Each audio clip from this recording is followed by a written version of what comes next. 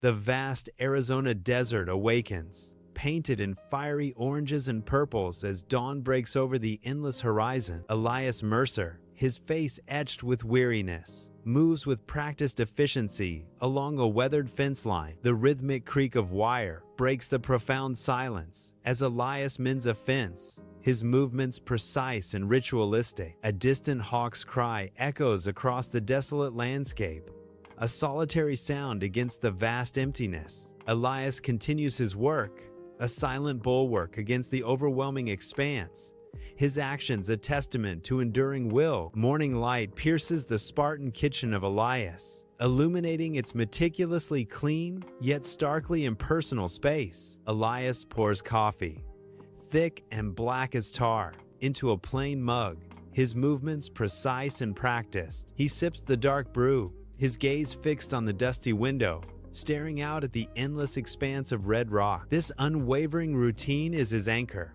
a deliberate defense against the haunting memories lurking beneath the surface. Under the relentless sun, Elias meticulously inspects water troughs, his weathered hands moving with practiced care. His eyes, sharp and vigilant, sweep across the vast, baking horizon, a silent testament to his solitary life. The oppressive heat shimmers off the parched earth, creating a mirage of shimmering air. He pauses, head cocked, straining to catch a faint, almost imperceptible sound carried on the desert wind. A profound silence settles, broken only by the wind's whisper, a constant companion in his isolated world. Under a sliver of moon, the canyon walls loom like dark giants, their silhouettes etched against the vast night sky. A faint, distant crying sound pierces the wind, a vulnerable thread in the immense darkness. Elias, initially dismissive, hesitates, his expression shifting as the plaintive cry sounds again. With reluctant concern etched on his face, Elias grabs a lantern, its light cutting through the oppressive gloom.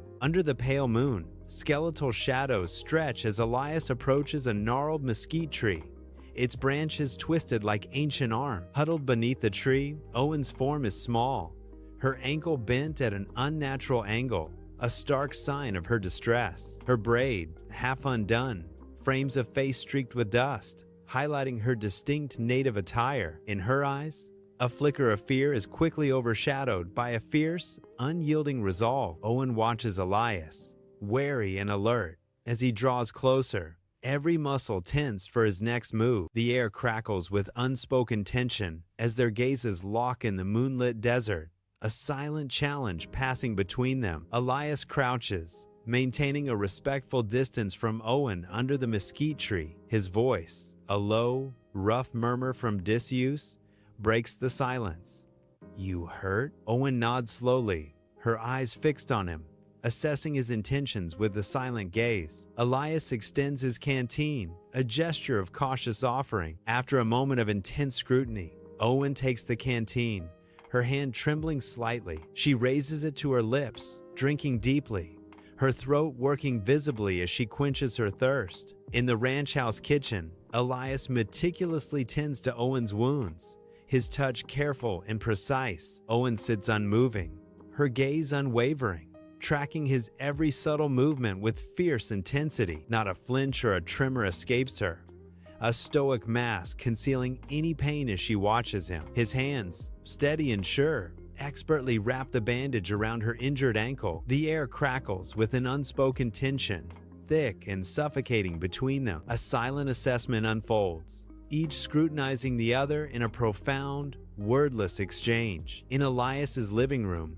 a single lamp casts a warm glow, painting the walls with dancing shadows. Owen, her expression thoughtful, breaks the comfortable silence, her gaze holding a hidden depth. Elias sits opposite her, his posture attentive, his eyes fixed on her with silent anticipation. Owen reveals her identity.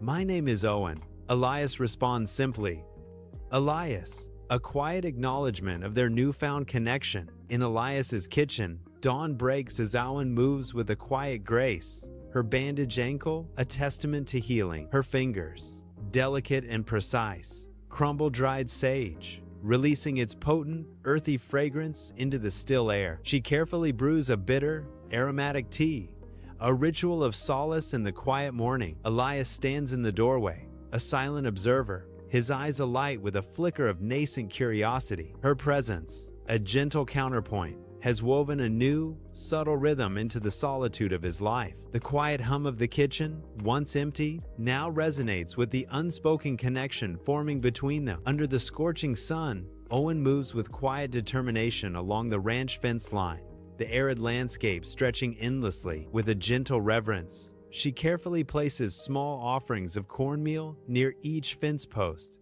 a silent ritual unfolding. The desert wind, a constant companion, whispers past, carrying the earthy scent of sage across the parched land. From a distance, Elias watches her, his gaze steady and unwavering, observing her every movement. His eyes take in the quiet strength and profound purpose etched in Owen's every action, a silent understanding passing between them. The sun beats down, illuminating Owen's focused silhouette against the vast, desolate expanse of the ranch. Elias, a man etched by sun and land, rides his horse along the north ridge of his vast property, the rhythmic thud of hooves against dry earth his only companion. Suddenly, he reins in his horse, a silent command halting their solitary journey. His eyes, sharp and discerning, scan the ground, narrowing on fresh boot tracks disturbing the dust. Deep and deliberate, these tracks carve an unwelcome path across his private land,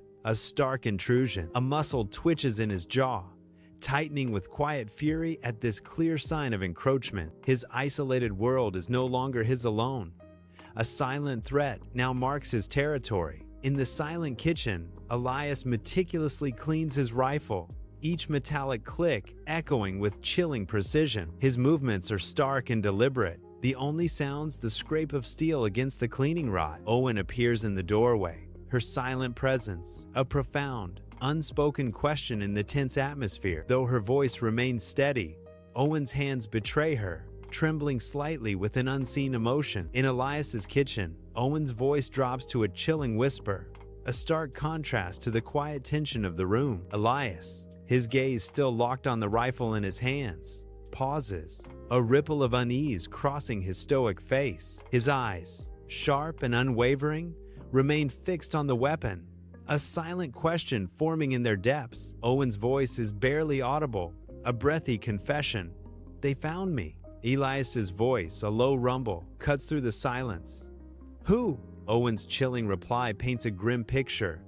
"Men paid to return what they think belongs to them." In the kitchen, the air hangs heavy with unspoken tension as Elias slowly lowers his rifle. The cold steel clunks softly against the wooden floor, a stark sound in the strained silence. His gaze locks with Owen's, a silent understanding passing between them, charged with a somber weight. Owen's voice, tinged with resignation, offers, "You can send me away. They won't trouble you." Elias's features harden, etched by past scars, as he declares, "This land's burned once already.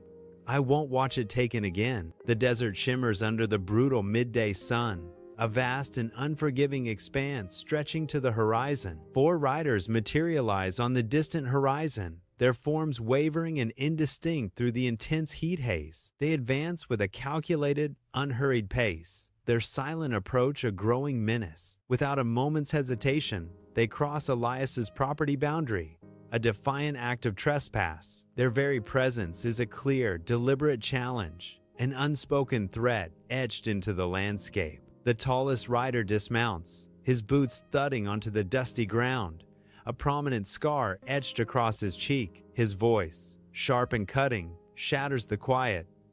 "We're looking for a woman.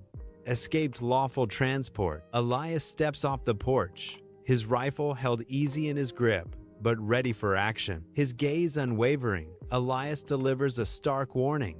"You're trespassing." The scarred man, his face a roadmap of past battles, dismisses Elias with a wave of his hand, his gaze sharp. Suddenly, the screen door groans open, and Owen steps out, bathed in the blinding sunlight. Her bandaged ankle, stark white against her tan skin, hints at vulnerability. Yet her posture is unwavering. A gust of wind lifts her skirt's hem as she stands small but unyielding beside the imposing horses. The scarred man's voice cuts through the air, firm and resolute. "She's not your concern." On the ranch porch, Owen stands tall, her voice resonating with fierce defiance. She declares, "I am not cargo. I am not owned." Her words cutting through the tense air. One of the riders breaks the silence with a harsh, derisive laugh, his eyes glinting with scorn. The scarred man's hand instinctively drifts toward his pistol, a silent threat in his menacing gaze. His eyes narrow, a dangerous glint reflecting the challenge in Owen's unwavering stance. Owen holds her ground, a silent battle of wills playing out under the vast, open sky. Elias fires a shot, the sound echoing through the canyon, shattering the tense silence of the porch. A geyser of red dust erupts from the ground at the scarred man's boots, a stark warning of Elias's intent. The canyon falls into an abrupt, stunned silence, the air thick with unspoken tension. Other riders freeze, their eyes wide with shock, reflecting the sudden, dramatic shift in the atmosphere. Elias's voice, low and deadly serious, slices through the tense air on the ranch porch, freezing the riders. The riders, their bravado gone, shift uncomfortably in their saddles, a dawning fear in their eyes. A grim realization settles upon their faces. They had expected fear, not such fierce resistance. Elias's chilling warning hangs heavy in the silence. "Next one won't miss." The scarred man's eyes, etched with battles, bore into Elias, a silent war of pride and self-preservation raging within him. Finally relenting, a low murmur escapes his lips. "Not worth it." With practiced grace, he swings onto his horse, offering Elias a curt nod, his gaze hardening. A final, chilling instruction hangs in the air.